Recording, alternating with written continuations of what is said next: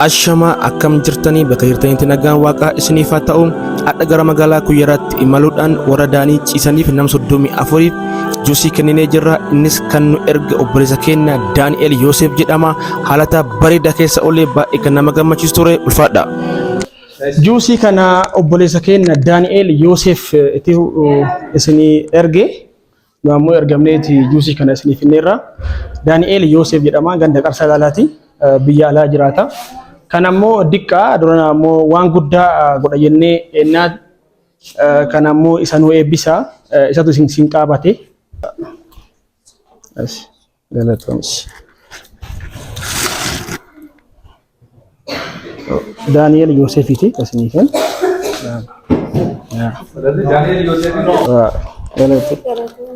Daani'el Yoosefiti anaa mitiyyuu isa nu eebbisa.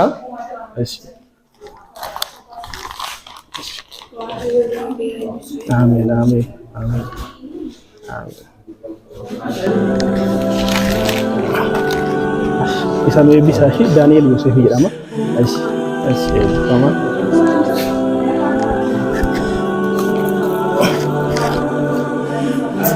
Kun atiillee yoo kaates biraa fudhadhu shi. Eebbifama. Ayyee galatooma. Waan isin amaaru, waan nagaan isin baasu. Amin. Amin. Amin. Jirtani fayyuma juusii kana obboleessa keenya tokkotu nu ergateera. Daani'el Yoosef jedhama. Isa kan isin geessu obboleessa keenya Daani'el Yoosef jedhama. Juusii kana ummata kanneen naa kenni jedhee yennaani gara keessan dhufee isa nurra jaladha isa nu eebbisa. Amin. Amin. Amin. Kunoosii fi Daani'el. Amin. Amin, amin, amin. Amin. Amin. Nama nu ergateera tola oltummaa warra haadhotti na warra deeruuf kenna jedhaniiti. Daani'el Yoosef jedhama. Nu jira. Amin. Nu jira galatooma. Waan ibsinaa fayyisuu isinaa baasa gaani. Amin. Amin. Erga obboleessa keenya Daani'el Yoosef jedhama. Juusii kana nageessi jennaani isin bira dhufe isa eebbisa galatooma waan nagaan isin baas.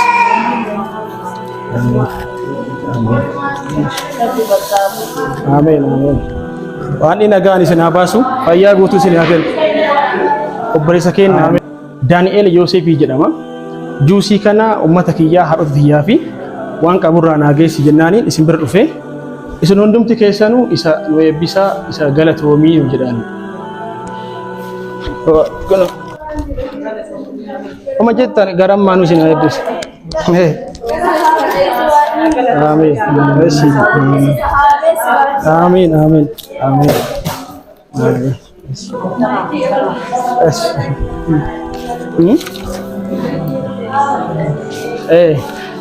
Kuno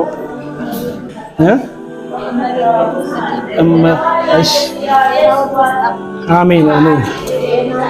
Amin, amin, amin, amin. Amin, amin, amin. Eebbisuuf ishi.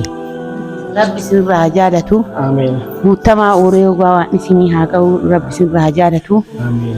Nu kabajjitanii kabajamaa ulfaadhaa. Badhaafama ilmoon teessan rakkatiin bakka marattu ulfaadhaa ufinni sirraa turu. Guutuutti naa qaba as kenna nanuu qaba. Nakke as. Garuu waan kana kafide obboleessa keenya Daani'el jedhama. Daani'el Yoosefiti. Fagoollee jiraatu hamaa irraa rabdaa. Bakka fagoo biyya jiraata.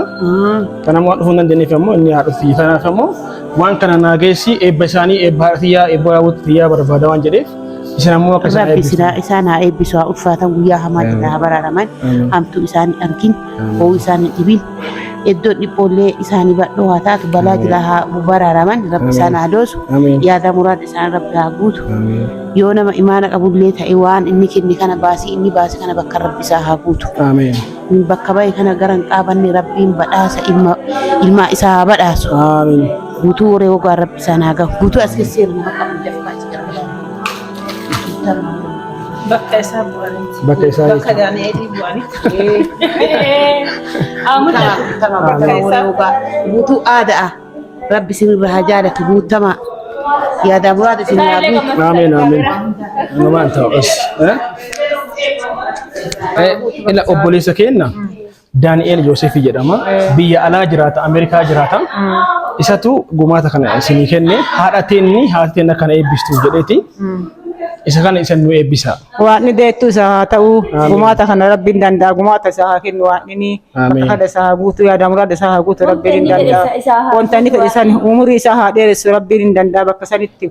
Baagala isaa keessa hin danda'a rabbiin yaada inni yaade kana isaa haa yaadu rabbiin hin danda'a toltuu inni yaade kana isaa haa kennu. Isa waan raasee bakka waan buddeena isaa baasee waan isa haa karaanessu waan jigodhi. Amen.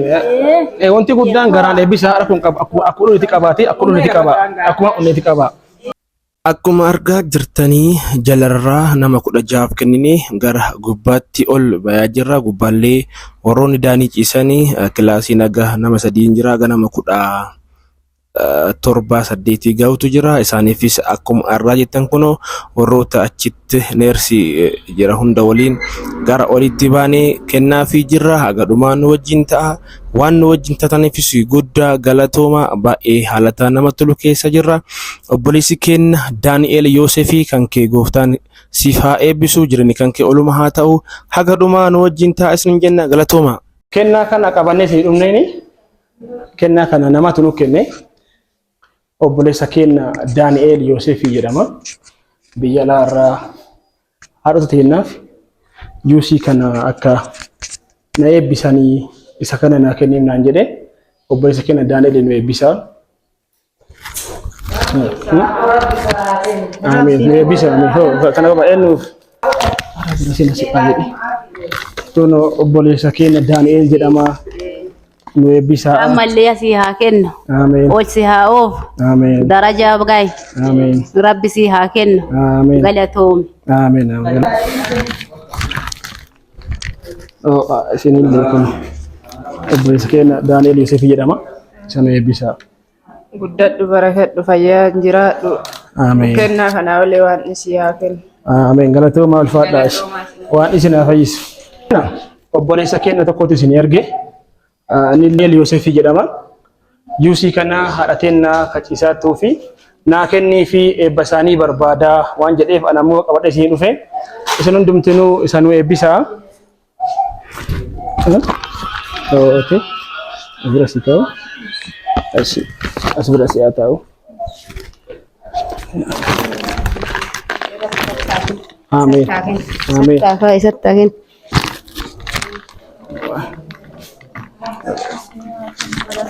Amin. Amin. Amin. Sani kennu. Tokko isaanii kennu.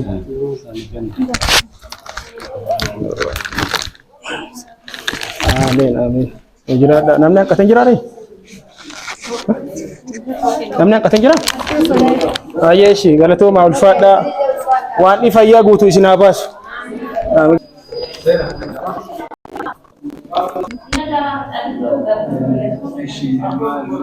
Baaduu fi eebba sa'aatii barbaada, eebba haarotii barbaada waan ta'eef kanneen naageessii naan jedhee jalarraa gasii dhufaara. Isuma akka nu eebbisanii waan guddaa ta'eeti miti isu. Waluma haalota wal barsiisuuf.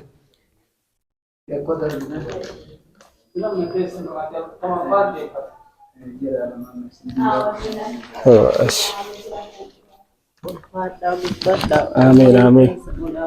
Amin. Ashi.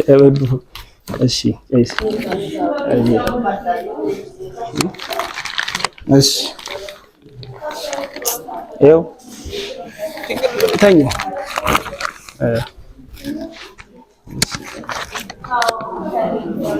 Aí obboleessa keessantu isin erge Daani'eel Yoosef jedhama. Amin. Amin. Ashi.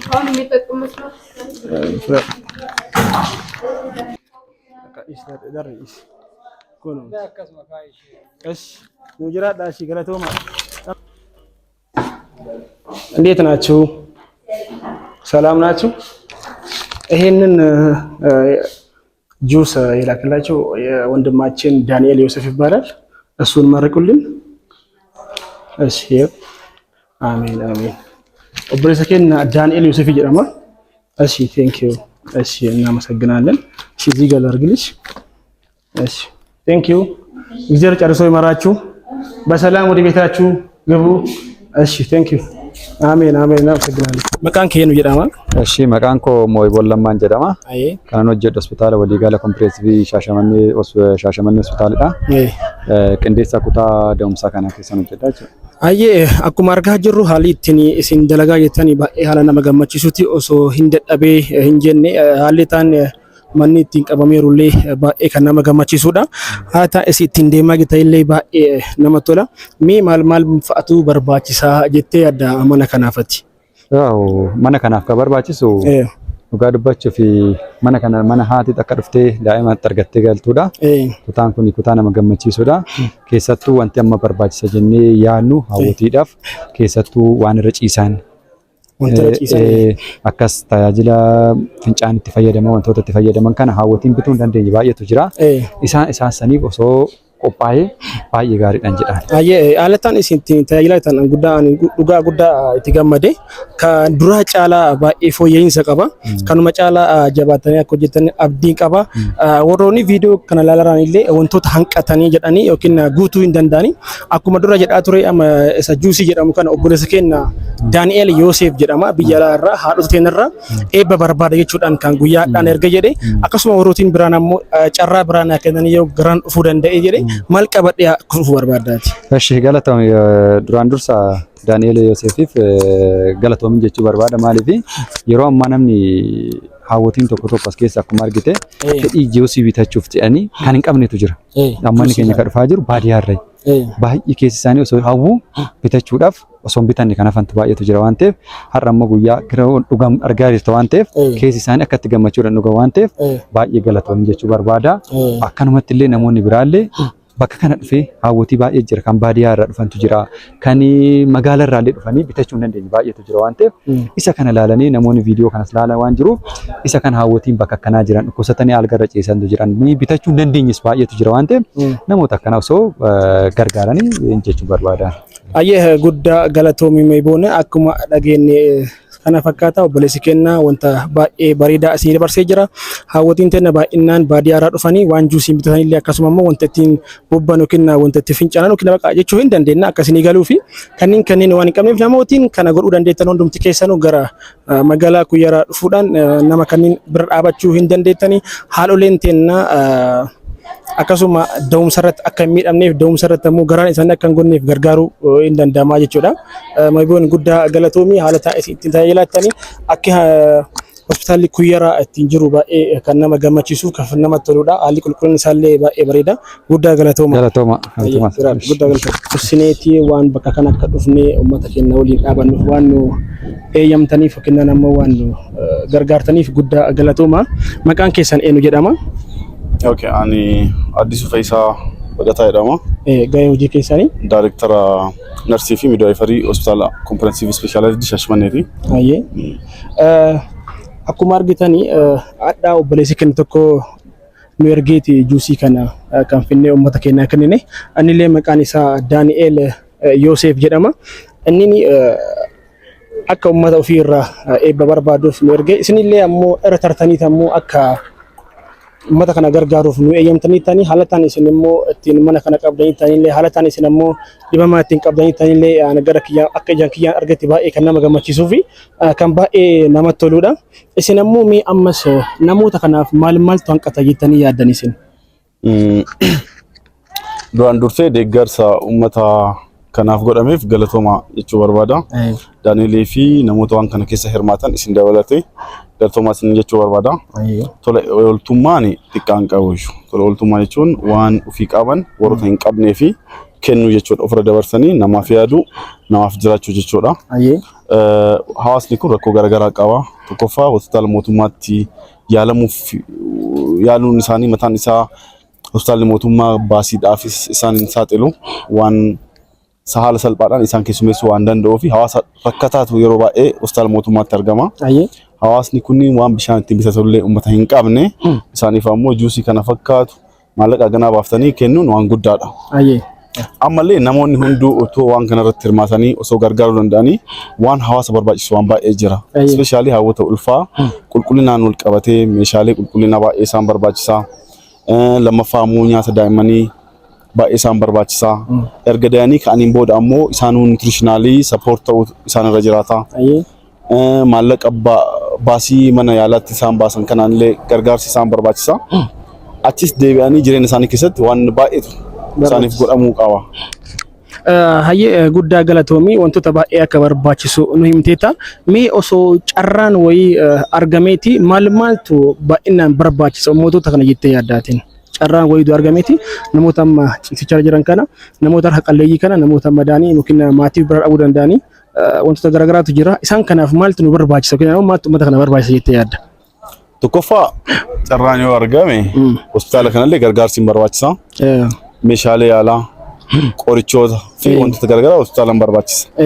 Hospitaala kanatti isaan yaalaman waan ta'eef waan kana dhiyeessuudhaaf uduu danda'ame tokkoffaa hospitaalallee gargaara. Lammaffaa immoo hawaasa kanaaf wanti inni barbaachisu waanuma dura jenne keessaa maallaqallee isaan barbaachisa. Meeshaalee qulqullinaa isaan barbaachisa. Daa'imman isaaniitiif uffannaa isaan barbaachisa. Uffata isaan uffatan daa'immaniif uffatan manatti illee galaniin barbaachisaanii. Booda ammoo asiin boodas gad bu'amees wanti dalagamu jira. Haala jireenyaa hawaasaa keessatti deebanii wanti dalagamu jira. Ammatti ammoo gargaarsi isin gootan gargaarsa gaarii fi qajeeljabeeffamuu qabu. Fuulduraaf illee kan itti fufuu qabu. Muuxannoo Daani'elii kana fudhatanii namoonni biroos muuxannoo isaa fudhatanii gargaaruu qabu jedhee yaada. Kun kaka'umsa gaarii fi itti fufuu kan qabu. Hayyee duraan dursee dhugaa guddaa galateeffatuu kan barbaadu isinillee guddaa galateeffatuu barbaada. Maaliifiyyuu manni yaalaa gargariin akkuma nama deeggartuu si eeyyamaniyyuu isin ammoo wanti kun wanta barbaachisaadha, wanta itti gammadamuu qabu, wanta itti jaalatamuu jettanii nu affeeruuf nu simatuu keessaniifillee guddaa galatooma. Akka isinitti ammoo mana kanatti qabdaniittan ammoo haalli isin yaalamaa kanneen ittiin yaalaatan dadhabe osoo hin jenne ittiin yaalaatan kan baay'ee nama gammachiisuu fi kan ittiin boonnu guddaa galatooma ulfaadha. Kanuma caalaa ammoo akka uummata keessatti tajaajiltan abdii qabnaa guddaa nu jiraadha. Galatooma ulfaadha.